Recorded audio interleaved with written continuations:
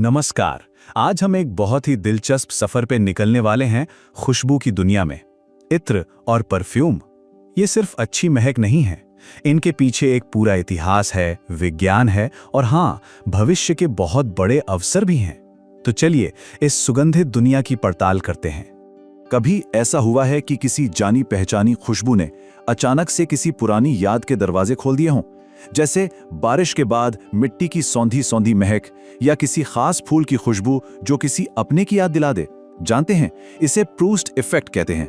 खुशबू का हमारी यादों और भावनाओं से एक सीधा गहरा कनेक्शन होता है। ये एक ऐसी भाषा है जो बिना बोले ही बहुत कुछ कह जाती है। तो सवाल ये है कि खुशबू का ये सफर शुरू कहाँ से हुआ? देखिए, ये कोई आज की बात नहीं है, इसकी जड़ें हजारों साल पुरानी हैं। ये स्लाइड हमें समय में पीछे ले जाती है, लगभग 4000 साल पीछे। सोचिए, मेसोपोटामिया में दुनिया की पहली परफ्यूमर तपूती से लेकर प्राचीन मिस्र तक, जहां खुशबू का इस्तेमाल पवित्र धार्मिक अनुष्ठानों में होता था। फिर आता है मुगल भारत, जो गुलाब और ऊद जैसे शाही इत्र का सुनहरा दौर था। और आखिरकार 14वीं सदी का यूरोप, जहां पहला मॉडर्न अल्कोहल बेस्ड परफ्यूम बना। मतलब खुशबू हमेशा से ही लग्जरी, आध्यात्म और पहचान का प्रतीक रही है। और जब बात भारत की हो तो एक शहर का नाम इत्र के साथ हमेशा के लिए जुड़ा हुआ है।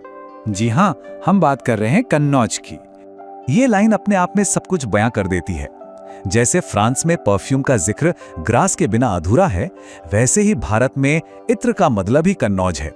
ये शहर हमारी 5000 साल से भी ज्यादा पुरानी सुगंध की विरासत को आज भी अपने सीने में जिंदा रखे हुए है।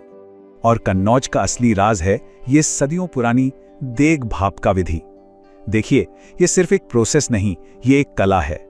तांबे की देग में फूलों और पानी को घंटों पकाया जाता है, फिर उसकी खुशबूदार भाप को बांस के पाइप से एक दूसरे बर्तन यानी भापका में इकट्ठा किया जाता है।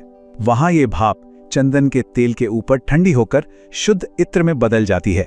इस पारंपरिक तरीके से जो इत्र बनता है, उसकी शुद्धता बेमिसाल होती है। तो अगली बार जब कोई इत्र कहे तो याद रखिएगा, ये सिर्फ एक खुशबू नहीं, ये भारत की एक जीती जागती विरासत है। चलिए इतिहास और भूगोल से निकलकर अब जरा परफ्यूम की बोतल के अंदर झांकते हैं। आखिर एक परफ्यूम दूसरे से अलग क्यों होता है? असल में ये कला और विज्ञान का एक कमाल का मेल है।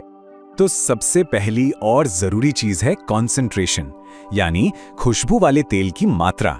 सबसे पावरफुल होता है परफ्यूम, जो सबसे ज्यादा देर मतलब 6 से 8 घंटे तक टिकता है। उसके बाद आता है ओडे परफ्यूम या ईडीपी, जो काफी पॉपुलर है और 4-5 घंटे आराम से चलता है। और फिर है ओडे टॉयलेट या ईडीटी, जो हल्का होता है और रोजमर्रा के इस्तेमाल के लिए बढ़िया है। तो अब परफ्यूम खरीदते वक्त इन अक्षरों पर जरूर गौर कीजिएगा। हर परफ्यूम एक कहानी की तरह परत दर परत खुलता है और कहानी की शुरुआत होती है टॉप नोट्स से। ये वो पहली खुशबू है जो स्प्रे करते ही हम महसूस करते हैं। ये बहुत हल्की होती है, बस 15 मिनट तक ही रहती है, लेकिन यही वो पहला इंप्रेशन है जो बनता है। जैसे ही टॉप नोट्स हवा में घुल जाते हैं, कहानी का असली हिस्सा सामने आता है, मिडल नोट्स। इन्हें हार्ट नोट्स भी कहते हैं, क्योंकि यही परफ्यूम का दिल है, उसका असली कैरेक्टर। ये खुशबू 2 से 4 घंटे तक साथ रहती है। और आखिर में आते हैं बेस नोट्स। ये खुशबू की नींव हैं, जो कहानी को एक यादगार अंत देते हैं। ये सबसे भारी होते हैं और घंटों तक त्वचा पर टिके रहते हैं, एक गहरी और स्थायी याद छोड़ जाते हैं। यही वो खुशबू है जो किसी की पहचान बन जाती है। अच्छा, खुशबू सिर्फ एक एहसास नहीं है, ये एक बहुत बड़ा कारोबार भी है। चलिए अब इस सुगंधित बाजार के कुछ चौंकाने वाले आंकड़ों पर एक नजर डालते हैं। जरा इस नंबर पे गौर कीजिए, 10 करोड़ 7 लाख रुपए। जी हाँ, ये कीमत है शुमुख की, जो दुनिया का सबसे महंगा परफ्यूम है। और मजे की बात यह है कि इसमें भारतीय ऊद और चंदन का इस्तेमाल हुआ है। ये इस बात का सबूत है कि हमारे देश के रॉ मटेरियल्स की दुनिया में कितनी कद्र है। और ये चार्ट भारत में मौजूद मौके को बिल्कुल साफ दिखाता है। जहां दुनिया भर का बाजार लगभग 5 से 6% की रफ्तार से बढ़ रहा है, वहीं भारत का परफ्यूम मार्केट सालाना 10% से भी ज्यादा तेजी से बढ़ रहा है। ये एक जबरदस्त ग्रोथ है। और इस अरबों डॉलर के बाजार पर राज करते हैं ये बड़े नाम, लॉरियल, कोटी, LVMH जैसे ग्रुप्स, जिनके पास दुनिया के सबसे बड़े लग्जरी ब्रांड्स हैं। ये कंपनियां न सिर्फ परफ्यूम बेचती हैं, बल्कि ये भी तय करती हैं कि दुनिया में खुशबू के ट्रेंड्स क्या होंगे। इतनी सारी जानकारी के बाद सबसे जरूरी सवाल कि अपने लिए सही परफ्यूम कैसे चुनें। चलिए इसे थोड़ा आसान और प्रैक्टिकल बनाते हैं। परफ्यूम को लेकर कुछ आम गलतफहमियां हैं। पहली, इसे कपड़ों पर नहीं बल्कि पल्स पॉइंट्स जैसे कलाई और गर्दन पर लगाना चाहिए। यहाँ शरीर की गर्मी खुशबू को बेहतर तरीके से फैलाती है। और दूसरी बात, इसे फ्रिज में बिल्कुल न रखें। परफ्यूम को किसी ठंडी, सूखी और अंधेरी जगह पर रखना सबसे अच्छा होता है।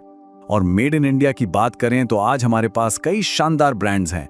फॉरेस्ट एसेंशियल्स जैसी आयुर्वेदिक लग्जरी से लेकर आईटीसी के इंगेज जैसे आम लोगों के पसंदीदा ब्रांड तक। और जिगराना जैसा ब्रांड भी है जो कन्नौज की विरासत को न्यूयॉर्क तक ले गया है। भारतीय ब्रांड्स हर सेगमेंट में अपनी एक मजबूत जगह बना रहे हैं। तो आगे क्या होने वाला है? खुशबू की ये दुनिया भविष्य में कैसी दिखेगी?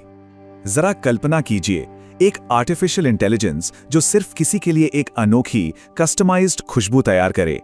ऐसी खुशबू जो पर्यावरण को नुकसान न पहुंचाने वाले इंग्रेडिएंट से बनी हो और जिसकी पूरी दुनिया में मांग हो। यही है खुशबू का भविष्य। टेक्नोलॉजी, सस्टेनेबिलिटी और भारतीय विरासत का एक संगम। और ये सब बातें हमें इस विश्लेषण के आखिरी और सबसे बड़े सवाल पर ले आती हैं। सोचिए, भारत के पास 5000 साल की सुगंध की विरासत है, एक बहुत तेजी से बढ़ता हुआ बाजार है और आज की डिजिटल दुनिया भी। तो सवाल यह है कि भारत की अगली बड़ी खुशबू की कहानी कौन लिखेगा? क्या पता वो कहानी लिखने वाला कोई हमें सुन ही रहा हो। सोचने वाली बात है ना?